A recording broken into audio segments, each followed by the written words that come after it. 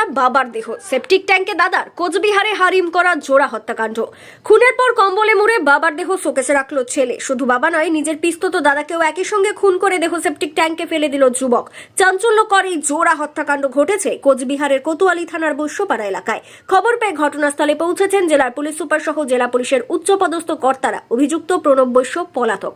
জানা গেছে মৃত ওই বৃদ্ধের নাম বাবলু বৈশ্য, বয়স 65, আর একজন মৃতের নাম গোপাল রায়, বয়স 44। সম্পর্কে সে বৃদ্ধের বোনের ছেলে। স্থানীয় সূত্রে খবর, এদিন সকালে মাছ বিক্রেতা এসে ওই বাড়ির বাইরে রক্ত দেখে প্রতিবেশীদের জানান। এরপরেই কোতোয়ালি থানায় খবর দেন প্রতিবেশীরা।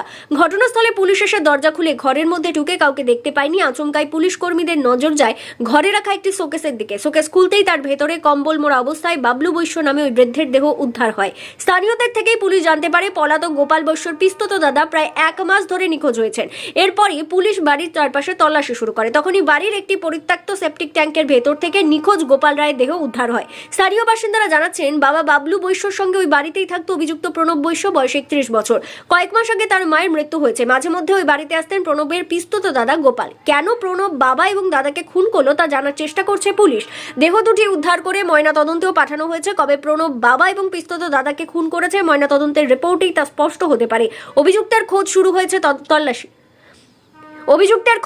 হয়েছে তল্লাশি। পুলিশ সুপার দ্যুতিমান রায় জানিয়েছেন, সমস্ত দিক খতিয়ে দেখা হচ্ছে, পলাতকের খোঁজে তল্লাশি চালাচ্ছে। বাবা খুনের ঘটনা ঘটেছে, পরবর্তীতে আরেকটা বডি পাওয়া গেল।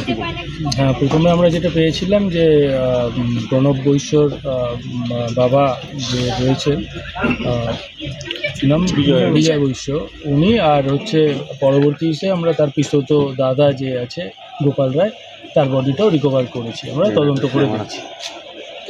বাড়ির থেকে কোনো নেশার জিনিস পাওয়া গেছে?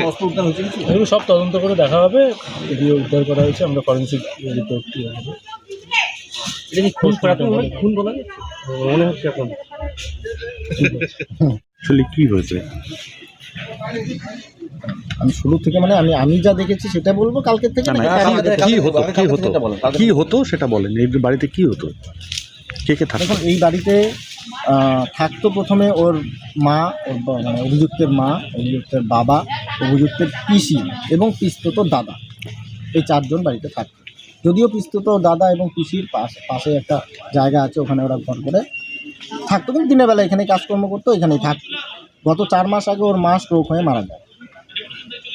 তার 2 মাস পরে ওর পিসি বাড়িতে অসুস্থ হয়ে মারা যায়। এই বাড়িতে তার কিছুদিন পরে অসুস্থ হয়ে মারা যায়। এটা আমরা কেউ দেখিনি, ঠিক আছে, ওর কথা মতন অসুস্থ হয়ে মারা যায়। তার কিছুদিন পরেই ওর দাদা নিখোঁজ হয়ে যায়, পিস্তত দাদা। এবং ওর দীর্ঘ 3-4 বছর ধরেই ওর বাবার ডায়াবেটিক পেশেন্ট, এবং ওর বাবার একটা অপারেশন হয়েছিল, পায়ের পাতাটা কেটে ফেলা হয়েছিল। কোন পা? সম্ভবত বাপা, সম্ভবত, আমি খেয়াল করতে পারছি। তারপর এই ঘটনা ঘটার পর থেকেই ওর বাবাকে দীর্ঘদিন ধরে মারধর করে, প্রতিদিনই মারধর করে। এইসব ওর মা দেখতে পেত না, ওর মাও কান্নাকাটি করতো এবং খুবই আপসেট থাকতো। তো হতে পারে এই কারণেই স্ট্রোক বা এরকম কিছু হতে পারে, মানসিক একটা নির্যাতন তো আছেই। কিন্তু মার উপর কখনো কোনো রকম আক্রমণ করেনি, কখনো মারেনি। তো বাবাকে মারধর করতো, আমরাও প্রতিবাদ করেছি, কিছু না করিনি তা না, কিন্তু আমাদের উপরেও যাচ্ছে তাই গালিগালাজ করা, যা যা করার সমস্ত কিছু করতো। গতকাল রাতে আমি বাড়ি ফিরে দেখি যে না, এরকম মারধর করছে। তো আমার দাদা আমার এখান থেকে ওর বাড়ির সামনেও গিয়েছিল। যাওয়ার পর ওর দাদাকে গালিগালাজ করে দেয় এবং আমার বাড়িতে এসে রীতিমতো থ্রেট দিয়ে দেয়। এই ঘটনা হওয়ার পর তো রাতে মারপিট করছে ওর বাবাকে, আমরা শুনতে পাই, কিন্তু সেটা রেগুলার ঘটনার মতনই আমরা মনে করি। কিন্তু আজকে সকালে যখন মাছওয়ালা আসে, মাছওয়ালাকে বলেছিল মাছ দিতে, এবং সেই মাছওয়ালা যখন এসে দেখে যে এখানে একটা চিঠি রাখা আছে। মাছওয়ালা কে বলেছিল মাছ দিতে? ওই বলেছিল, গতকাল বলেছিল যে আজকে মাছ দিতে, এবং মাছ দিতে এসে দেখে যে একটা চিঠি রাখা, এবং চিঠিতে লেখা